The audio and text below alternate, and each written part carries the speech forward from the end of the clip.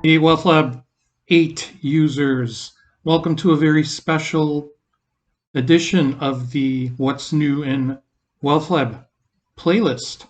Today we're going to talk about what's new in WealthLab Build 1. Version 8 Build 1 we released yesterday, and let's get into it. Here is WealthLab 8.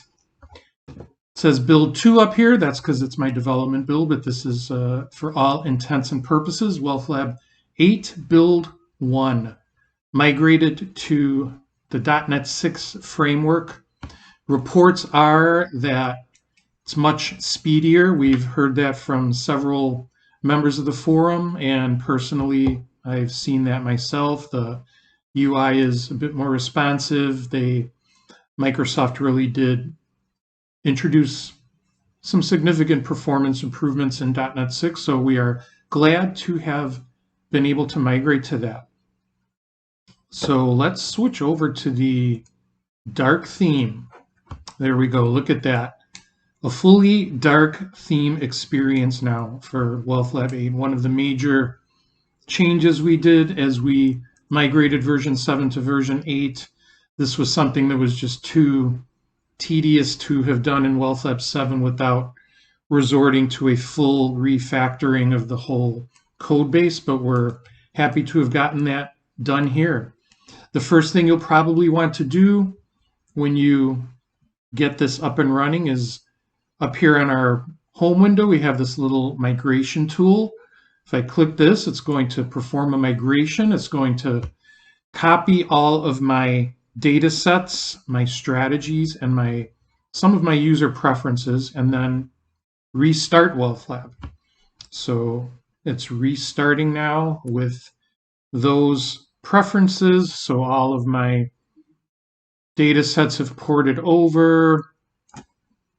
All of my strategies have ported over and migrated. There are a few coding differences between WealthLab 7 and WealthLab 8. I mean, they're practically identical, but there are some minor things that the migration tool automatically translates to get things running.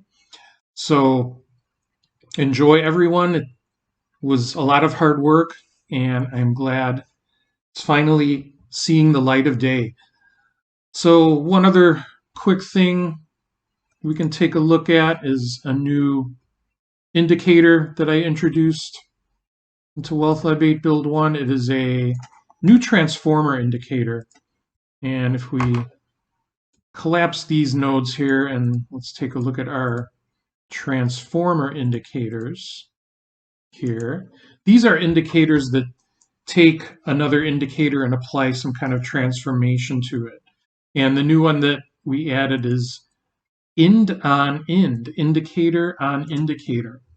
So you can do things like select one indicator, for example, an RSI, and apply it to another indicator. I don't know, maybe let's get crazy and apply that to a CMO. So we're now going to get an RSI of a CMO. So there we go.